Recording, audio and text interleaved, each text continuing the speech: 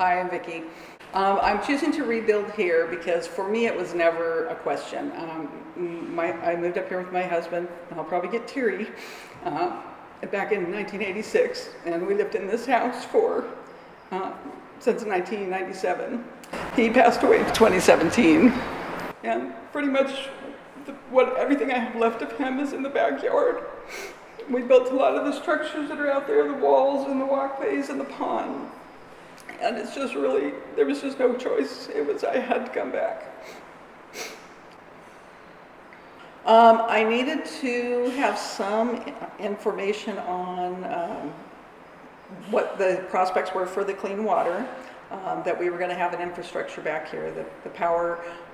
When they started the zone captain arrangements, that was really a huge help because we had somebody that was at part of our local area, our evacuation zone, that we could contact if we had questions about things that were going to happen, were not going to happen. I attended probably every single one of the community meetings that they had in the beginning until they had to stop doing them because of the COVID-19. And then I've also, I was a member of a Facebook group called We Are Paradise Strong for a while. And then I became a moderator,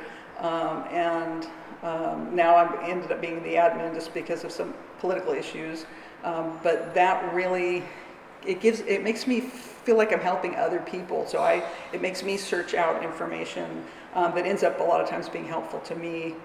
People will say, does anybody know if they're going to underground this area, or where can I get this information?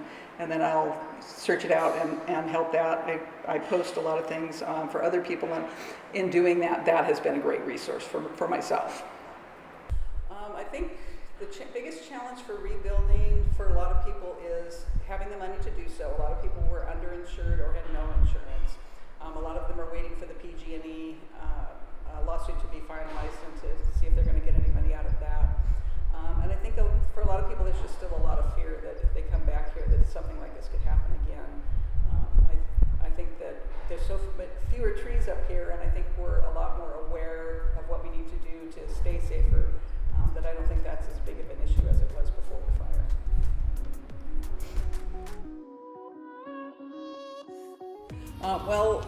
When I would take pictures of my house as it was being reconstructed, I would get a lot of comments on people that would see my flag that I had purchased from 𝗣𝗶𝗰𝗸𝗀𝗏.org down in Chico previously. And I had a lot of people asking me where they could get some. I kind of asked around to see if anybody had them available, and what I found out was that there had been a couple of people that had started the process of trying to get them made, but the cost was kind of high for being able to do that for a lot of people. So I had the money from insurance, so I decided I would go ahead and get them ordered. So I've had a lot of people, big flurry of purchases right in the beginning. It's kind of slowed down a little bit. I think a lot of people just don't really know that they're available, because when I do get somebody contacting me, they're very excited about the possibility, especially people who've moved away, and that's kind of a little bit of paradise they can take with them. The cost ended up being about $10 per flag for me to buy them. And then 𝗍𝗿𝗱𝗏𝗏paradise.org has done a lot to help up here, so I really wanted to do what I could to help raise money for them. So the cost of the flags is $25. 15 of that goes to Rebuild Paradise, and the other just goes to pay me back for the purchase price, and potentially be able to buy some more flags in the future if these are gone. Well, I could kind of see that a lot of people kind of just wanted a little piece of paradise to take with them, or something to kind of hang on to, and when I get home to paradise, that I could put my flag up. And I know how good it made me feel to have the flag out there. A lot of people didn't even know we had a flag, so I had to kind of do a little bit of the history of how the flag was chosen. In the beginning, there were people that wanted to take that flag and then add their own things to it, like Paradise Strong, and I had to explain you can't just take somebody's flag and mess it up and say, now this is the official flag. So I could really see how much it meant to other people, and I know how, like I said, I knew how good it made me feel to be able to fly with that flag and be proud of the town and how well it's coming back. As you can see on my street, we've got quite a bit of building going on here. sold? I had 250 of them made initially. I probably have about maybe 75 of them left. I do have an actual website for the flags now. This 𝗘𝗽𝗶𝗀𝗀flags.com, I believe it is. And then I also have some Facebook page for it also. So if anybody's interested in purchasing one, they can contact me through either one of those. Either just Town of Paradise Flag on Facebook or 𝗘𝗽𝗶𝗀𝗀flag.com, and there'll be a link on there that they can get in touch with me. I have been getting kind of a little bit of additional contacts lately for people wanting one. In fact, I just shipped one to somebody who's relocated to Oregon a few days ago. Somebody posted about it on nextdoor.com, and I had a whole bunch of people right after they had posted that information get a hold of me. But there are plenty left. If anybody wants one, I'm happy to ship them to people, or they can come by and pick them up. In fact, I have a lady coming today at 1:30 to pick one up today. Okay, my memory of evacuating the fire that sticks out the most is probably looking out the front door and seeing the trees across the street on fire.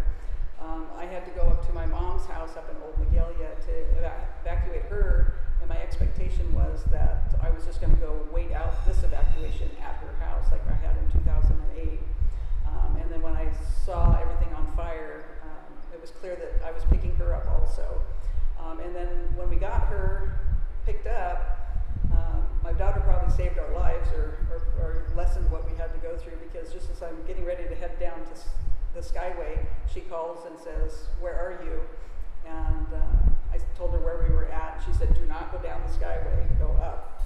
So even going up, it took us 7 hours, but we also did rescue somebody on the way out. There was a lady looking very frantic with her dog on the side of the road, and we were able to help get her evacuated. And unfortunately, her father didn't make it out. He was one of the ones that died in the fire. But that will always stick with me.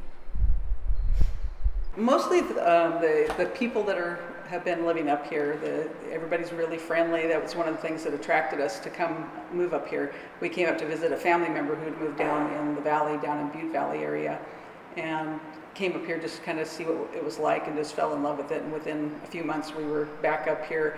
It was such a friendly little town. There's a lot of events like Gold Nugget Days and Johnny Appleseed Days and things like that. We moved up from San Jose, and we kind of knew we needed to get our kids out of the Bay Area if they were going to have any kind of a life. So this seemed like the perfect place to raise kids. For people who are wondering if they should move back, I would strongly encourage them to do so. From what I have seen, the town is really working hard to try to help people get up here. The water's clean and safe. They're able to get you connected to the water fairly quickly. I'm just seeing a lot of businesses coming back. As you can see on my street here, we've got a lot of building going on. And I think that it's probably going to happen a lot faster, that we're going to get back to, it may not be what it was in 2018 before the fire, but at least to what it was maybe 15 or 20 years before that, with a